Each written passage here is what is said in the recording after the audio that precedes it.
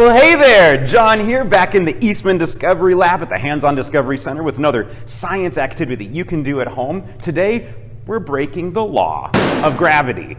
That's the only lie I can tell you to break at home, please. The law of gravity, that force that keeps us down, planted firmly on Earth. We are going to break the law of gravity with my favorite chemical, water. Now, because I love water so much, I know the tricks of how to make it lighter than air and float, fight against gravity. You will also need some kind of glass container or plastic, fine. We have our Frappamocolazzacino containers here because they're the perfect size. They have kind of a wider, but still a pretty narrow mouth. You'll fill your container about a little over halfway full. Well, technically it is full still. It's just partly full of water and partly full of air.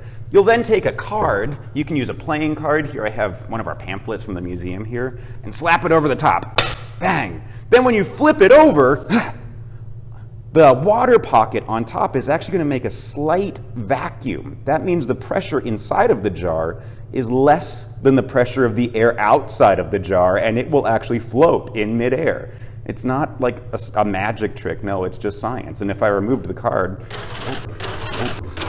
okay, yep, that's why we have a splash bucket too. You can do this another way too, using a wide mouth or mason jar.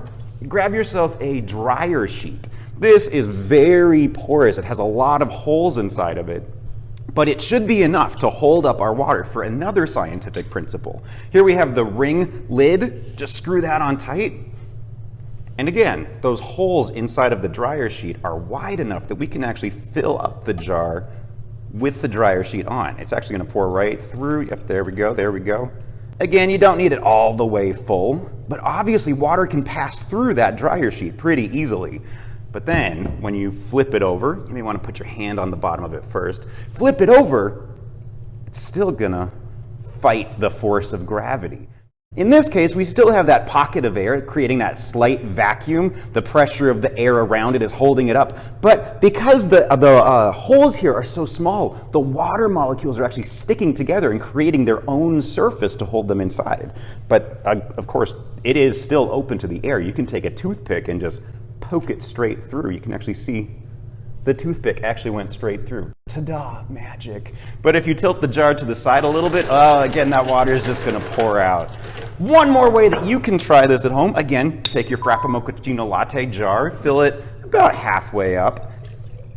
And if you get really good at this experiment, check this out.